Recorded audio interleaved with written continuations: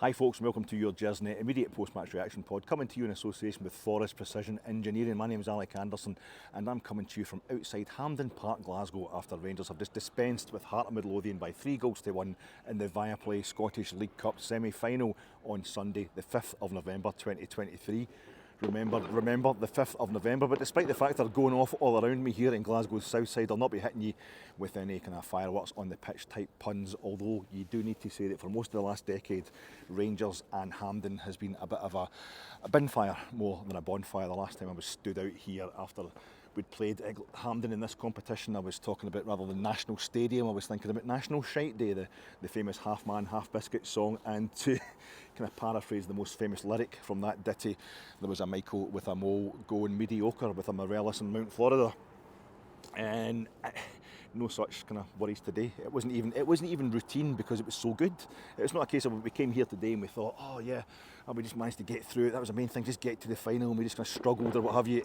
And it wasn't routine either, because it was so enjoyable in the second half. Rangers really impressive, absolutely kind of passionate in defence, I felt, and borderline sensational at times in attack, but almost keeping a wee bit back, even letting Hearts have the goal towards the end, and the way that Hearts had to, VAR had to kind of intervene to make sure they got it. It was part of this kind of, we've done with you, we've dispensed with you, we've got other things on our plate now. We've got a big European game on Thursday, we've got the final to come back for here next month, so I have your goal and we'll just see this game out. Everything that we've lacked in games at Hampden, even this semi-final when we won it last season, it was against an Aberdeen team who had went down to 10 men. Jim Goodwin was their manager at that point in time, and they get beat off Darvel in the Scottish Cup. I think 2 weeks later, it was 10 days later or something like that, and we struggled to beat them over 120 minutes last season. This is the first time Rangers have been in the final of the same competition in 2 straight seasons since Walter Smith was manager. Since Walter Smith's second period, we reached the 2009-10 and 2010-11 League Cup finals. In fact, it was 4 in a row under Walter Smith. But let's not get ahead of ourselves. But there's a kind of historic feeling. Long-term history. I'm at Hampden, as I say. This is the scene of the last ever final of the Southern League Cup. There was 135,000 here when we lost to Aberdeen. Why they were in the Southern League Cup's another long, convoluted story, which I'm quite happy to answer you, but maybe get in touch with me privately for that one. We don't want to take up everybody's time. But it was a tournament, a regional tournament that had been brought in during the Second World War because of travel restrictions, obviously. And it was so popular that the league decided to keep it on and make it a national competition. In the following season, we met Aberdeen in the first ever final of the League Cup as we know it now, and we hammered them in that, and now we will meet Aberdeen in the League Cup final, the latest League Cup final, on Sunday the 17th of December, and right now I couldn't be happier about that prospect.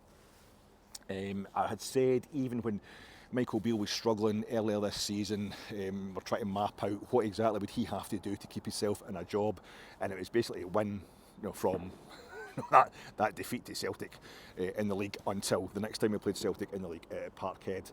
It didn't work out, but I'd said one of the things he had to do was make sure that he wasn't playing Hibs at Easter Road on the 17th of December in the league. He had to be at Hampden in the League Cup final, and he had to win it, and we still do. He didn't, but I think we feel pretty excited about the chances of Philippe Clement winning it.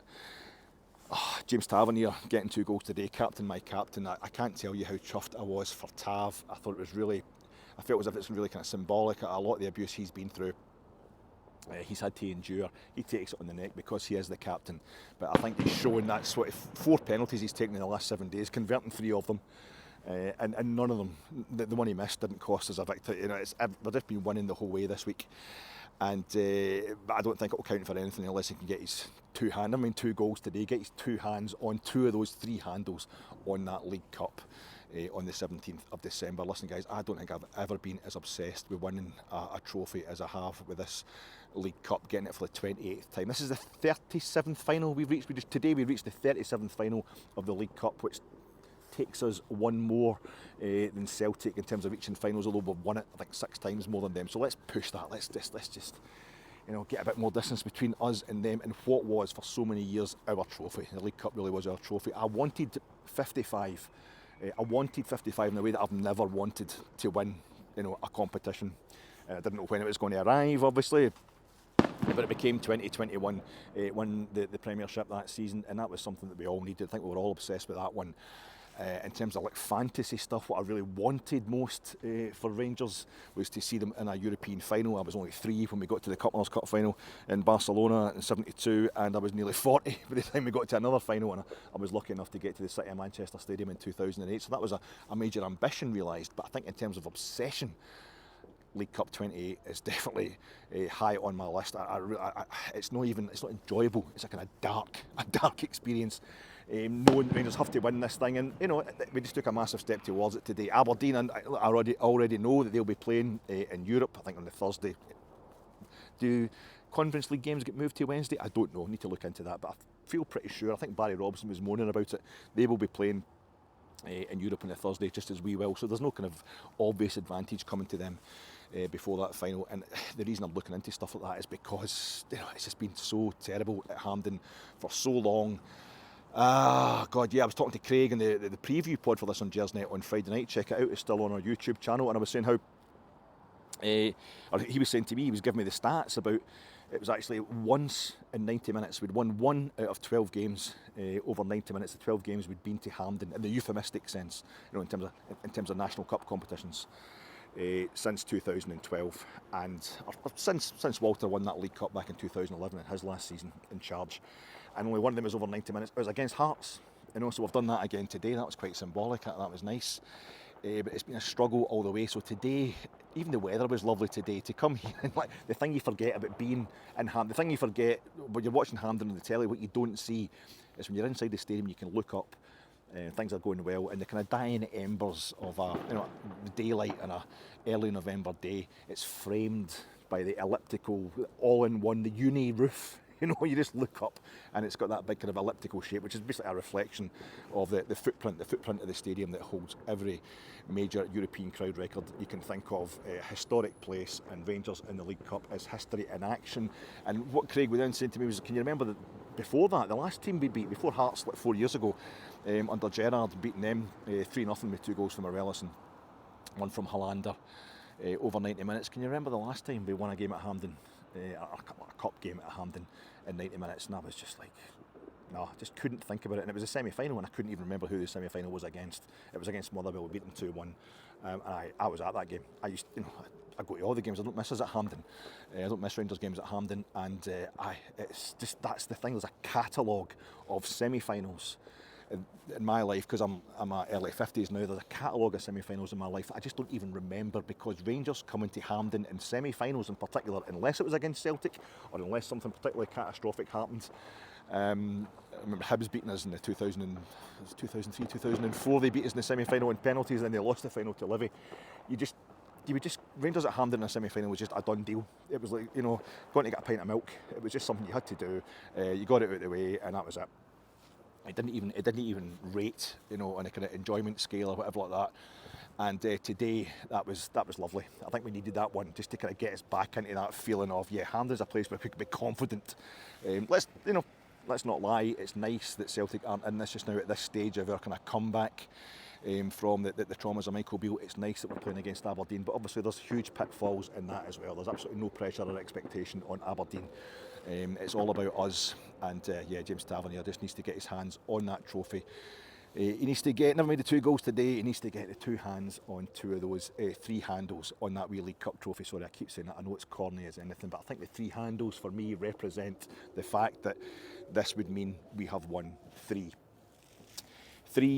major trophies, all 3 major trophies for the first time since 2012. And I know like Frankie, who's the boss at Gersnet, he's built this baby from the ground upwards. He's no so keen on us talking about myself talking about 2012. I think he's kind of sick of, he's said to be sick of hearing about it, because, and a lot of Rangers fans are exactly the same. It's been used as an excuse by, I think, managers and maybe players as well. But I think in terms of mapping out historically what we're doing, I think it was going to, for me, I just thought it would take 20 years. I thought it would take us 20 years to get back to being the Rangers. After our whole infrastructure was ripped out, it would take us 20 years to get back to being the Rangers we were beforehand, in the days where, for example, Hibs beat us in the 1972 Scottish Cup semi-final, and we didn't lose another Scottish Cup semi-final for 40 years or something like that. And in the first decade of that, if you like, it's been a bit of trauma at Hampden. I was citing games against the Queen's Park in the 3rd Division, and of course we also beat Peterhead here in the Challenge Cup final. We didn't even get to 2 straight Challenge Cup finals in our time in the lower divisions, and it was just to be in a situation where you're getting put out by Celtic, 3 times in the semis, 3 maybe 4 times, losing count how many times you get put out by Celtic in semi-finals. Hibs beating us 3-1 that time in the League Cup semi-final. It was like, are we ever going to get back to it? But now we're in the second half of that, my 20-year prediction for myself.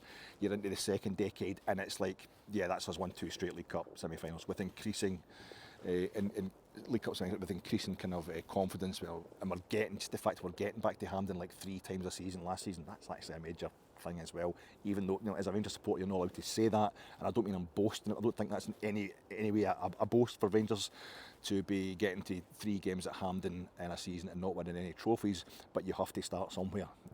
You have to start somewhere, and this is hopefully the last instalment of us getting back to total normality for Rangers, so we get that League Cup under our belt. Listen, how did it happen today? Sorry, I need to get rid of that. Sorry, I can't help myself. How did it happen today? Only 2 changes from Wednesday night's win at Dundee, and a statement with one where Borna Barisic comes back in for Ridvan Yilmaz. Now Ridvan I thought played really well, sensationally for the first 10 minutes, especially up at Dens Park, but he was just posted too short, just too small a guy in the kind of back post area when this very team, Hearts, scored against us last Sunday, the early goal they scored against us at Ibrox in the league.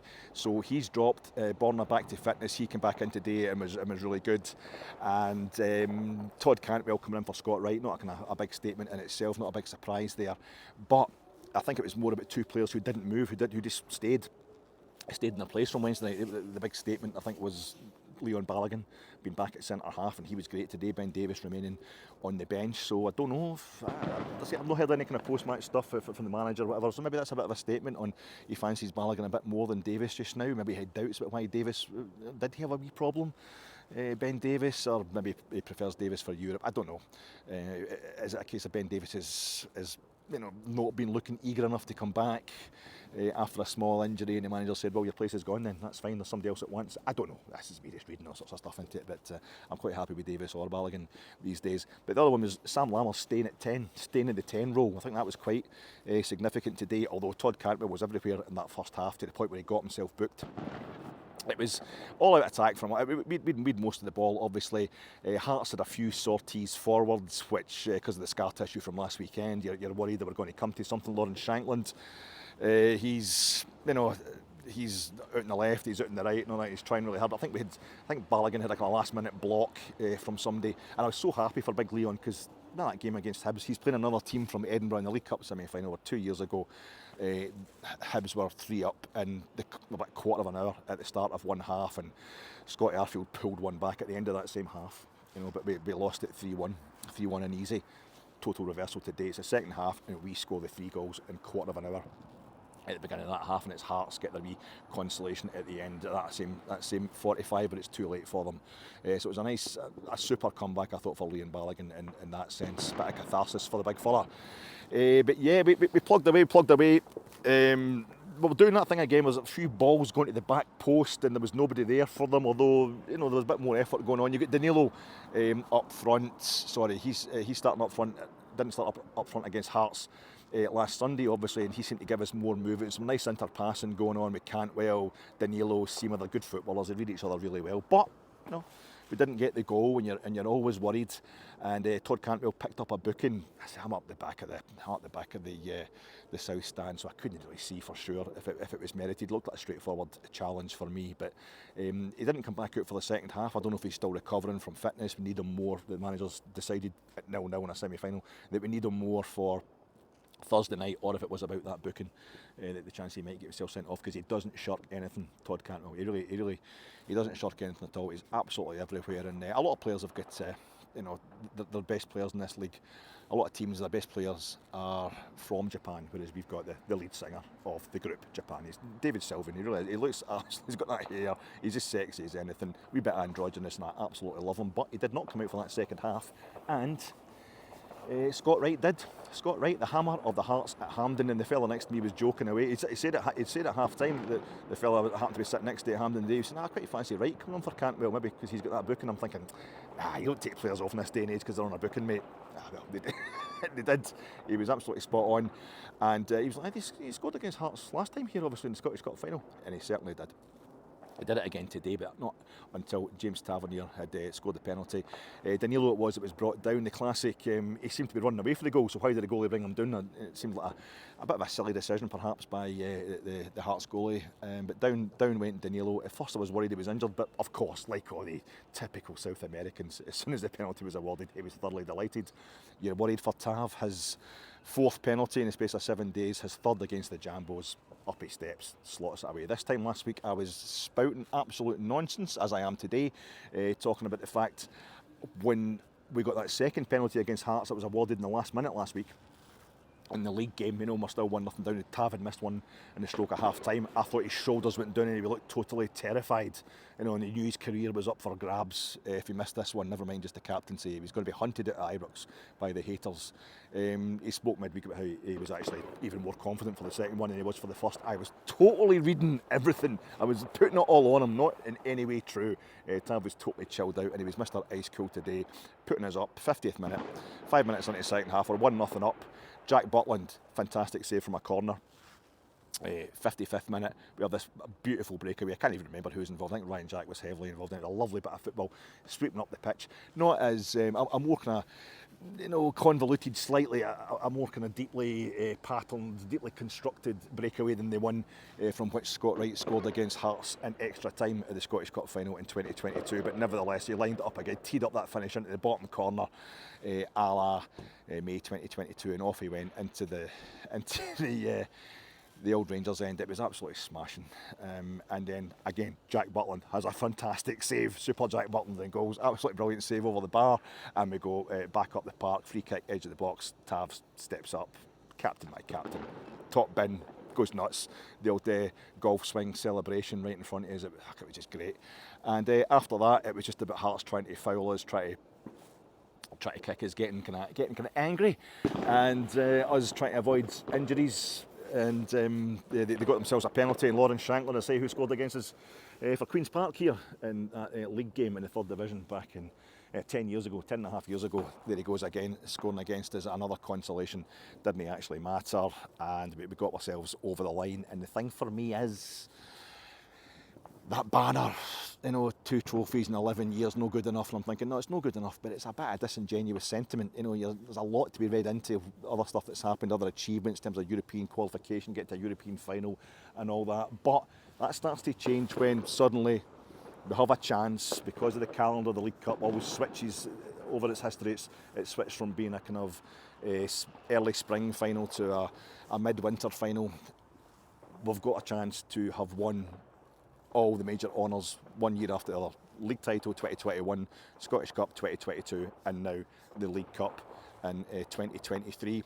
Listen, it'll be a complete disaster if we don't win that final, but you can't win it if you're not in it, and we very much are. Philippe Clement, the momentum maintained under him, absolutely magnificent. The new manager is looking tremendous, and he's making us look tremendous.